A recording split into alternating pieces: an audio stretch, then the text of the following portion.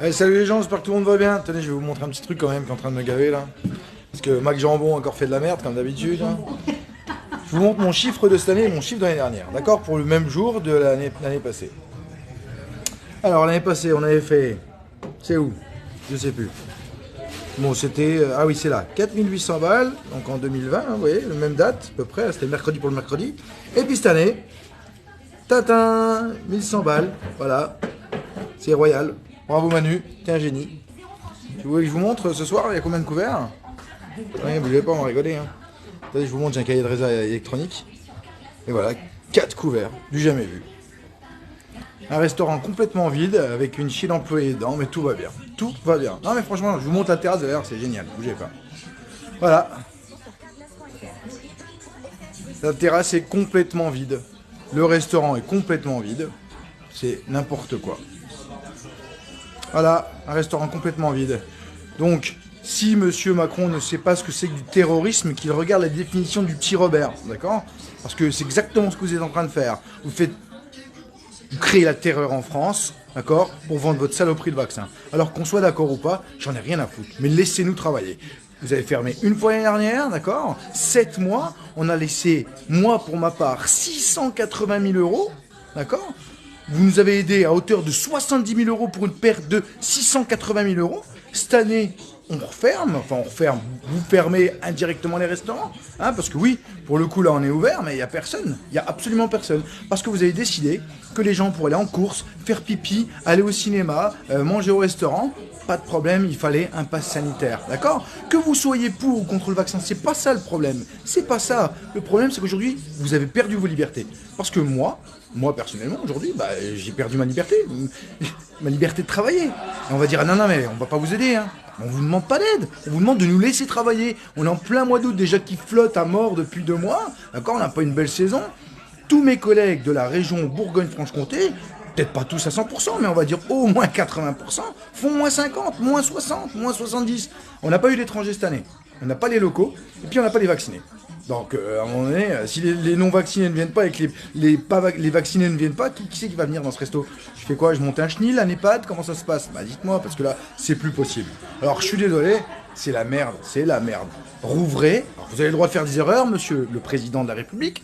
On m'a dit d'être moins vindicatif, je vais essayer de l'être, mais vous avez le droit de faire des erreurs sur des choix que vous avez faits, pas de problème. Mais là, vous allez nous faire crever. Je vous signale quand même que, on peut demander au personnel, tiens, regardez, les gars, sans déconner, soyez honnêtes, qui veut se faire vacciner? Pas moi. Pas moi. Pas moi. Non. Pas moi. Voilà. Tu veux te faire vacciner, Nanette? Non? Ok. Attendez, on va demander à Sandra. Sandra, tu veux te faire vacciner, toi? Non. Voilà. Contre le vaccin. T'es contre le vaccin, bon voilà. Donc je vous signale quand même si, alors là c'est que chez moi et pourtant moi j'ai une grande gueule, hein. Imaginez les gens qui ne veulent pas se faire vacciner. Si demain ils décident de pas se faire vacciner, ils changeront de boulot, ils arrêteront la restauration. Sauf qu'on a déjà perdu une chier de candidats quand même, hein. On a perdu beaucoup. Combien? 250 000 postes, on est en tension à 250 000 postes. Ça veut dire que on a déjà du mal à recruter. Les mecs, je vais pas les forcer à se vacciner, ils vont me dire ouais mais moi chef je veux pas. Si la loi m'oblige, ils vont dire bah j'arrête le métier, je vais travailler ailleurs, je vais faire autre chose, je vais dans un autre pays, parce que leurs compétences elles valent de l'or dans d'autres pays. Et nous en France on n'aura plus rien. On n'aura ni serveur, ni cuisinier, ça va mettre des tas de personnes dans la merde, mais ça vous en avez rien à faire, parce que nous sommes personne. Vous commencez sérieusement à m'agacer au pouvoir étatique, parce que vous ne faites absolument rien. Vous faites des trucs pour que ça passe en force, vous racontez des tas de conneries toute la journée, puis après vous vous plaignez, ils vont pas me réélire, il y a que 63% des gens qui veulent pas que je sois réélu. Bah ouais, mais mon gars, qu'est-ce que je te dis? J'ai fait que des conneries. Et en plus, vous nous inventez des histoires à dormir debout. Donc, j'ai parlé avec des gens vaccinés aujourd'hui, les trois quarts qui sont venus manger à midi me disent quoi? Bah on est obligés, autrement on n'allait pas manger au restaurant, ils allaient nous emmerder. Non mais voilà, la vérité c'est ça, arrêtez de me raconter n'importe quoi. Pour tous les malades qu'il y a eu, pas de problème, 0,05% de la population en est morte, ok? Eh ouais, on vit pour mourir, c'est ça le but de la vie dans l'absolu, ok? Il y a un début, il y a forcément une fin, ok? Vous soyez jeune ou vieux, dire ça change rien. Parce que à nous bassiner toute la journée vos conneries de mort du Covid, vaccin, vous avez qu'à montrer les morts du cancer, les morts des infarctus, les morts des AVC, accidentés de la route et de l'alcoolisme. Parce que ça vous dérange pas de vendre du tabac toute la sainte journée, ok? Ça, vous les fermerez jamais les bureaux de tabac. Ça vous rapporte tellement. Tant que ça vous rapporte, vous gagnez du pognon, il n'y a pas de problème. Vous garderez ça ouvert, d'accord? Mais les restaurants, c'est non essentiel. On l'a bien compris. Alors, chers amis restaurateurs, à un moment donné, il va falloir vous lever une bonne fois pour toutes, hein? Levez-vous, gueulez, dites quelque chose, faites quelque chose. Le GNI, il sert toujours à rien, on est d'accord, hein, vous pouvez dire ce que vous voulez, ça ne sert à rien.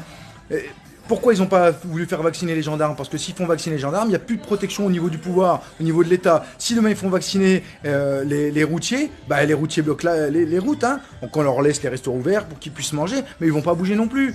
Bah ouais, forcément, puisqu'à un moment donné, bah, ça les incombe pas, ça les dérange pas. Tant que ça les dérange pas, il n'y a pas de problème. Sauf qu'aujourd'hui, on est tous en train d'y rester. Voilà. C'est juste un vrai constat d'une vraie crise qui est en train de se passer.